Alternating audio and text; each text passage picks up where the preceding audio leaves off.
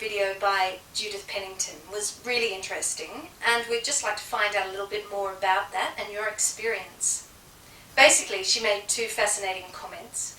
The first was that prior to meeting you, two of your students had different brainwave patterns to other Reiki practitioners that she'd worked with. The second was after your brainwave test, where she said she'd not seen brainwaves like yours in Reiki practitioners before, or anyone else for that matter.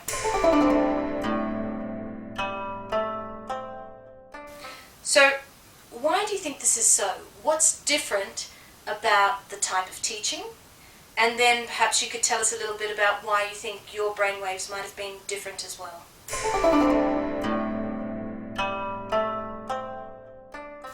Well, first of all, we teach the system of Reiki from a spiritual perspective.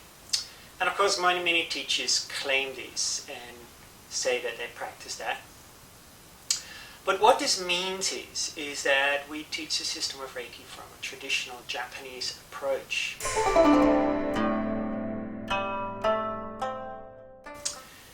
So for example, in Okuden, which means inner teachings or hidden teachings, doesn't mean that you have to find what is hidden inside something in a box or something. But what it really means is that you have to find and discover what is hidden inside of yourself. So the tools utilized in Okuden help you to discover what is hidden within yourself. And traditionally this is portrayed in the Japanese system of Reiki as a great bright light, the light of enlightenment. And so the symbols and mantras from a traditional perspective were utilized for your own spiritual development to help you to discover what was hidden inside of yourself, this beautiful great bright light.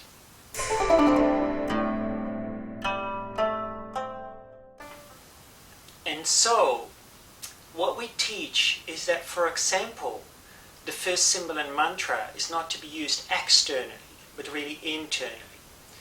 But also you need to do that over many months. So for example, the first symbol and mantra need to be practiced, say every day for 45 minutes, meditated upon, and maybe for a year or maybe for 2 years to really gain a very deep understanding of what it is about and to find what that is triggering deep inside of yourself. And so when we teach that to our students and we support our students in that to really feel and discover that, then of course their brainwave pattern will be very different than someone who utilizes these tools externally.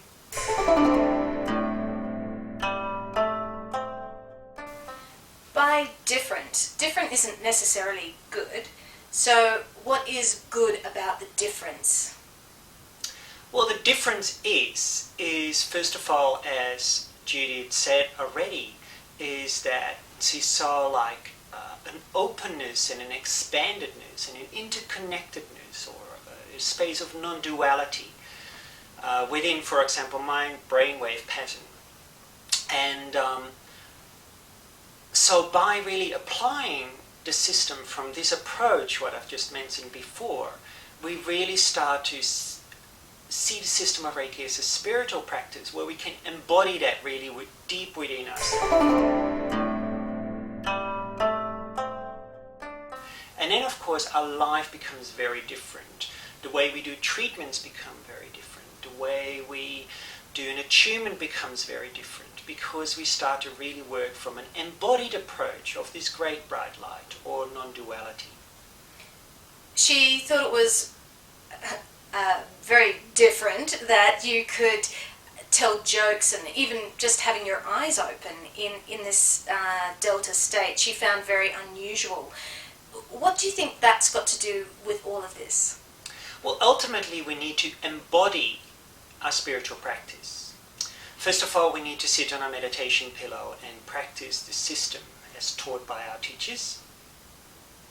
But then if we only can relax and be in this calm state in our meditation pillow, that is not really enough.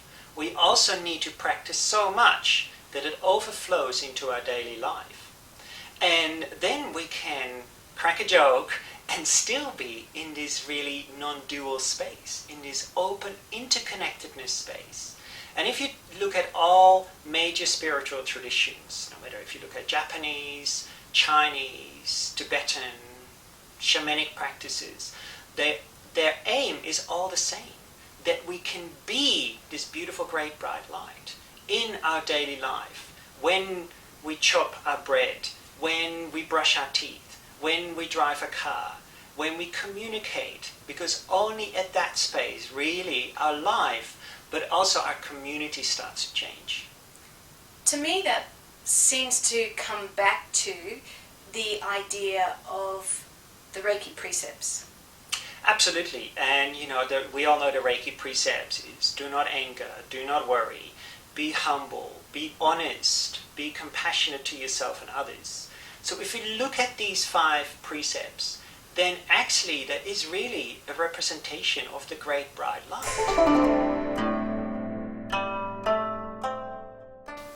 Because it's only in the great bright light that we can be in that space of no anger, no worry, being humble, being honest and being compassionate. So in level 3 in Shinpoden, what means the mystery teachings, the level 3 symbol and mantra is actually just a symbolic representation of the precepts. They're one and the same thing. So the more we embody this for ourselves, the more we can really take that into our community. And it's only really then that our community can change.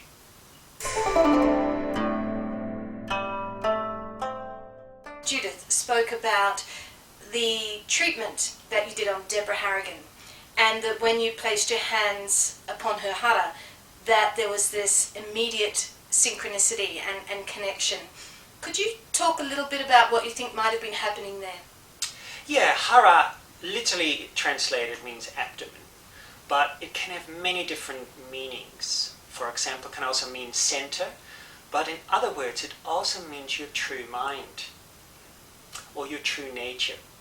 So what it means is that center, just below your belly button, is a connection point to help you to discover your true nature, that inner, beautiful, great, bright light.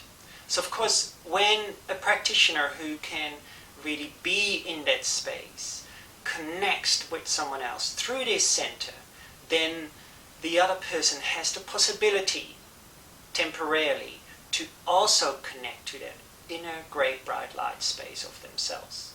And then that unification starts to take place, where then hopefully the brain waves start to work at the same level, so that it becomes this oneness space. And in this oneness space then many different things can take place, because when we really in that oneness space there is an unlimited amount of possibilities.